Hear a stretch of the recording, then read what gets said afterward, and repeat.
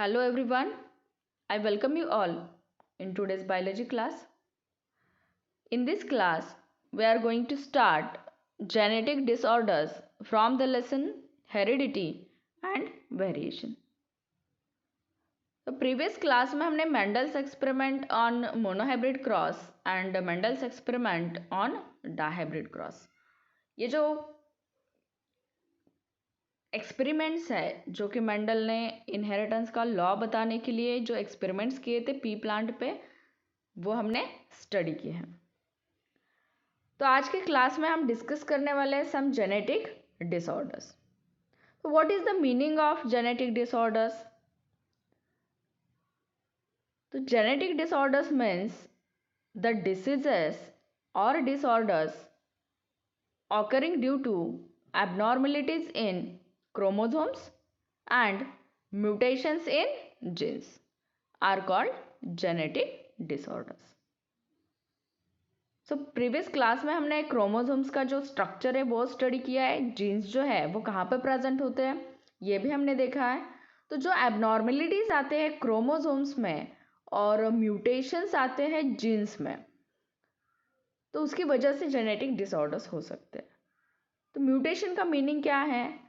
तो mutation means changes, जो कि चेंजेस जो जीन्स है इसके ऊपर जो भी सीक्वेंसेस प्रेजेंट होते हैं तो उसमें अगर चेंजेस आ गए, वो डिलीट हो गया या फिर रिप्लेस किया गया, तो वहाँ पे क्या हो सकता है?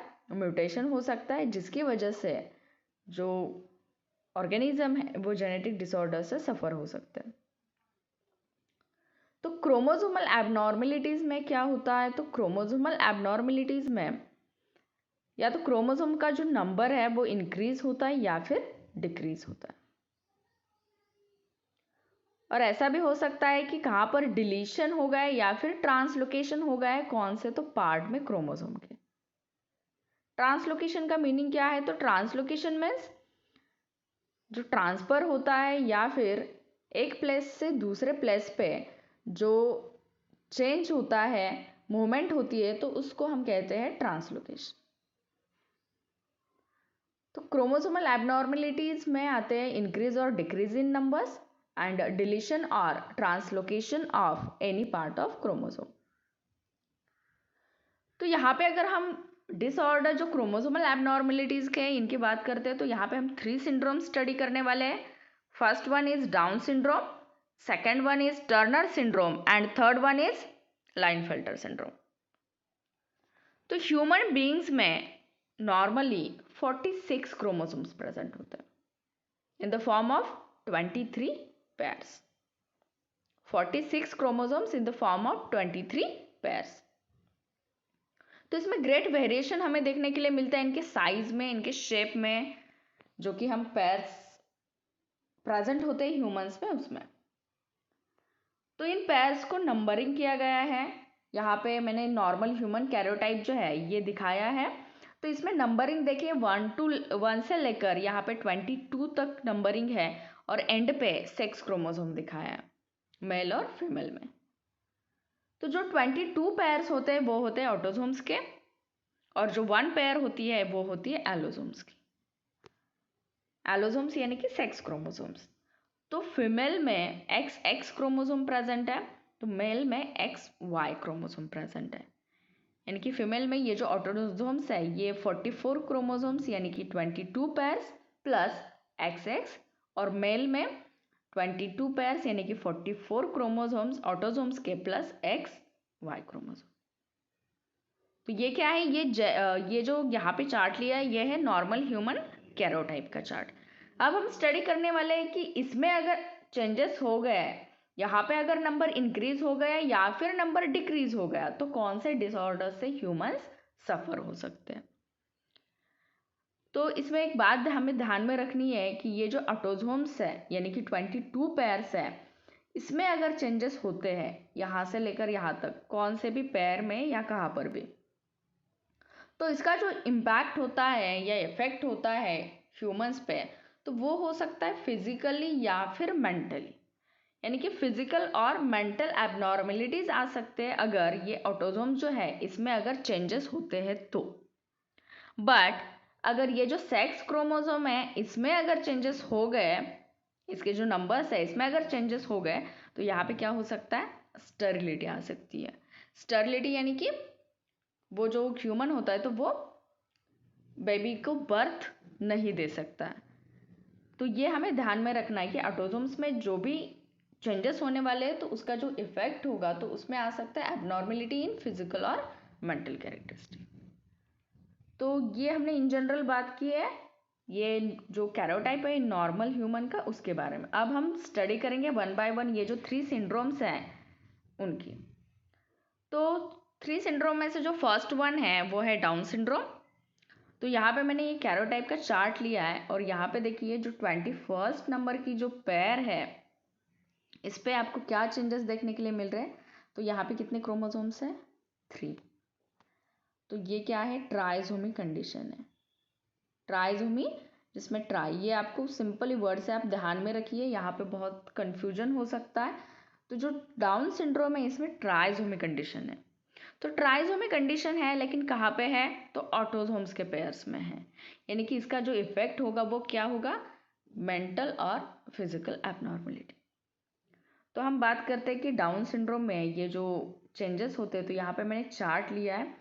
तो इस चार्ट में ये दिखाया है कि ये जो डाउन सिंड्रोम है तो इसके इफ़ेक्ट क्या क्या हो सकते हैं, कौन कौन से चेंजेस हमें देखने के लिए मिल सकते हैं, या फिर जो सिम्टम्स है डाउन सिंड्रोम के वो क्या है।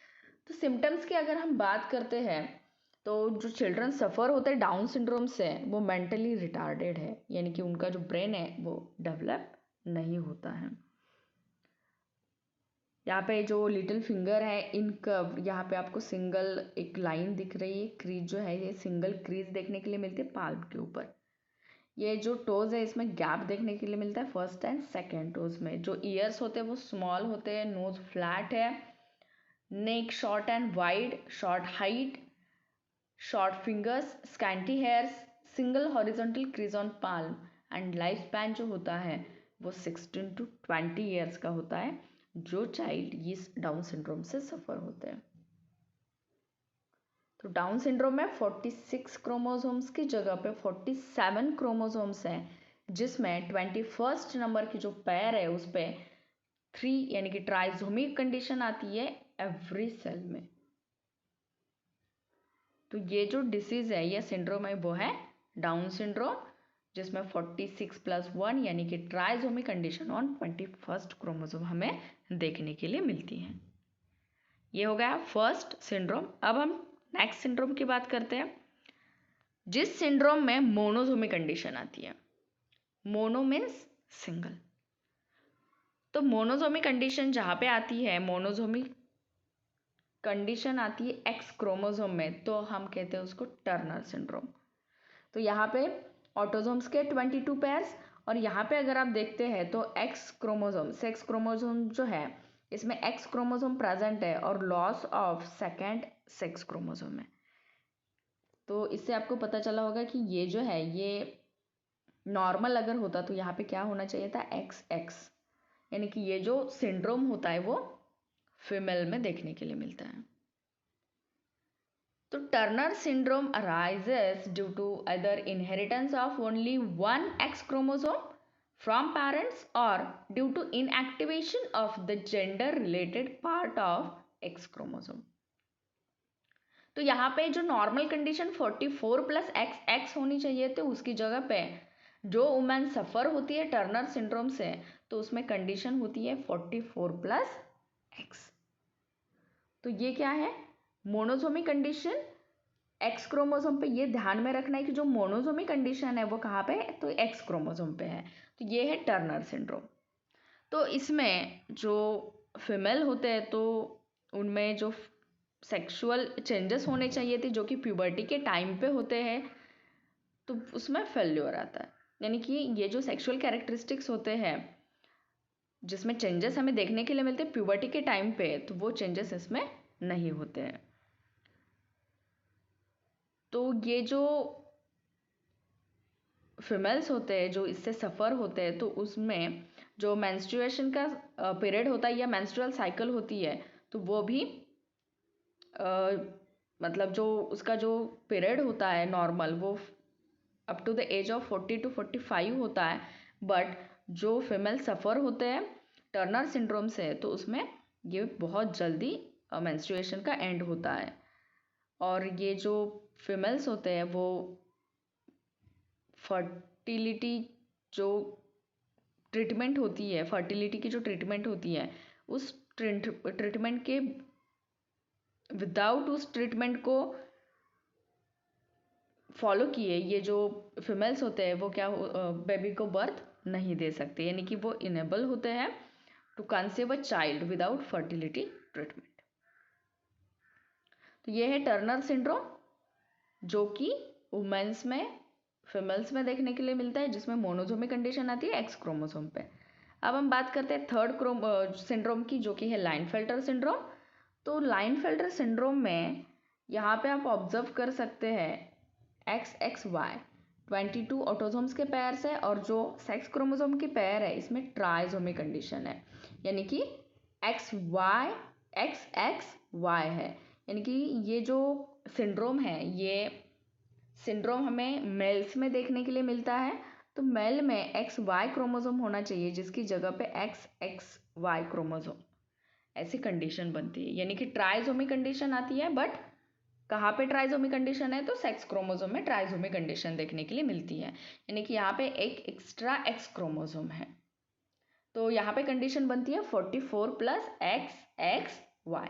इसकी वजह से ये जो मेल्स होते हैं वो सेक्सुअली स्टेराइल होते हैं, यानी कि इनमें जो रिप्रोडक्टिव ऑर्गन्स होते हैं वो डेवलप नहीं होते हैं। तो ये जो कंडीशन है, ये जो सिम्टम्स है, ये अराइज होते हैं जहाँ पे मोर देन 2 एक्स क्रोमोसोम्स, जहाँ पे जो क्रोमोसोम है एक्स क्रोमोसोम मेल में, तो वहाँ पे और एक एक्स क्रोमोसोम वहाँ पे प्रेजेंट होता है। तो टोटल 47 क्रोमोसोम्स होते हैं मेल में जो कि लाइनफेल्टर सिंड्रोम से सफ़र होते हैं। तो लाइनफेल्टर सिंड्रोम जो है ये फर्स्टली डिस्कवर्ड किया है साइंटिस्ट ने, जिनका नाम हेनरी लाइनफेल्टर है। इसकी वजह से इनको इस सिंड्रोम को ये नाम दिया गया है। तो इसको अगर डायग्नोस करना है तो इसके लिए जेनेटिक टेस्ट करने पर ज़रूरी है, जो कि कैरोटाइप है। और यहाँ पे अगर हम इन सिंड्रोम्स को ट्रीटमेंट लेने के लिए जाते हैं तो यहाँ पे परमानेंट सॉल्यूशन जो है ये इन सिंड्रोम्स पे हमें देखने के लिए नहीं मिलता है। तो क्यों नहीं मिलता है ये जो सिंड्रोम्स है, इससे हम क्यों क्योर नहीं हो सकते ह्यूमंस? तो ये जो सिंड्रोम्स होते हैं तो ये क्रोमोसोमल एबनॉर्मेलिटीज़ की वजह से होते हैं। तो यहाँ पे जो चेंजेस क्रोमोसोम के नंबर में होते तो उसकी वजह से यहाँ पे टोटली जो इससे रीड ऑफ होना या क्योर होना पॉसिबल नहीं होता है। तो लाइनफेल्टर सिंड्रोम में स्टेरिलिटी आती है मेल में, जहाँ पे XXY कंडीशन बनती है सेक्स क्रोमोसोम की, यानी कि ट्राइसोमिक कंडीशन होती है। और यहाँ से सफ़र होने वाले, इस डिसीज से सफ़र होने वाले जो मेल्स होते हैं उनमें स्टेरिलिटी आती है।